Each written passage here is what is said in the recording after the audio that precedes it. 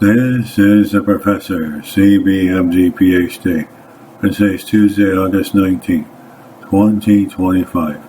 It is 6:36 and 49 seconds, p.m. Eastern Standard Time.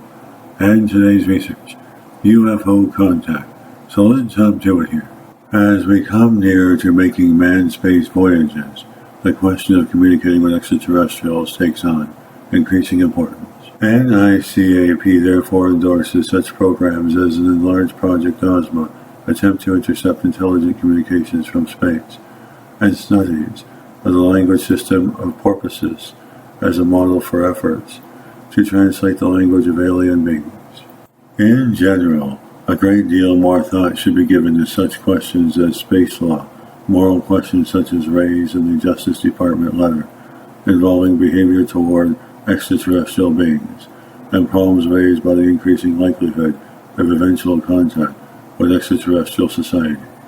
By our standards, these societies might be advanced or backwards, technologically, politically, morally, or any combination of these parameters. In some cases, physical and intellectual contact might be disastrous, either to our society or theirs.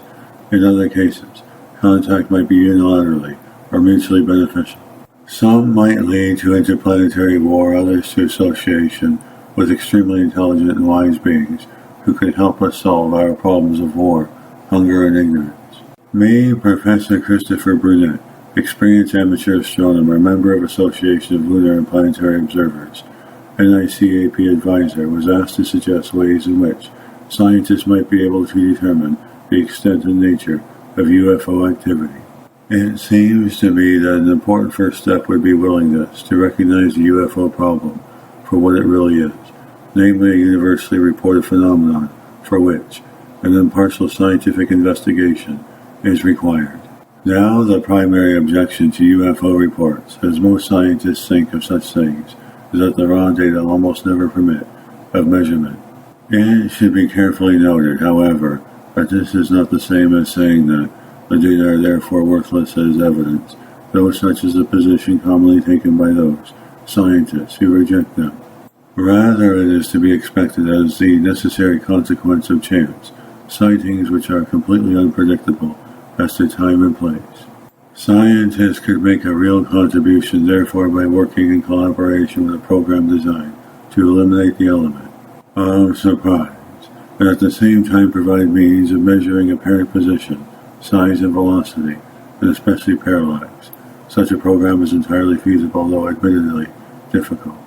The suggested technique is a division of celestial sphere into sectors, each sector to be assigned to a team of qualified observers who would keep watch over their sector for a specified period of time, each day or night. Instrumentation adequate to the task might consist of high-power prism, binoculars, a theodolite, a 3-inch refractor using a straight view with directing eyepiece, a camera, and a magnetic compass. The source of observing personnel, as it suggested is to be, found in the more or less worldwide distribution of astronomical societies and groups, which are quite capable of furnishing both the instrumentation and observers qualified to make the necessary measurements. Moreover, memberships are sufficiently large to make the personnel problems manageable. Ideally, a 24-hour patrol of all sectors covering 360 degrees of the celestial sphere is indicated, but in practice, this would be impossible. Consequently, many UFOs could still go undetected, but in any sustained program of regular observation, as outlined, it is certain that some would be caught and the required measurements obtained. The work of professional observatories then would be to scientifically evaluate the measured data, which could hardly be rejected on the commonly assigned ground of vagueness. Perhaps a given professional group could act as evaluation center for the entire project in any given country. Such a program is feasible, though it will require immense labor to set up, but certainly the game is worth the candle. It might or might not discover what UFOs really are, but at minimum, it could certainly determine what they are not. We can at least hope to be relieved of the profoundly learned nonsense which hitherto has characterized alleged scientific evaluation, and which thinks it's quite natural that experienced airline pilots should mistake a mirage for a cigar-shaped craft with lighted cabins and jet exhausts, discussing ways in which we might attempt to detect extraterrestrial life. Me, the professor, radio astronomer, suggests the nearest intelligent community may well be over 100 light years away. In this event, I feel that advanced societies might send probes instead of just signals to likely stars.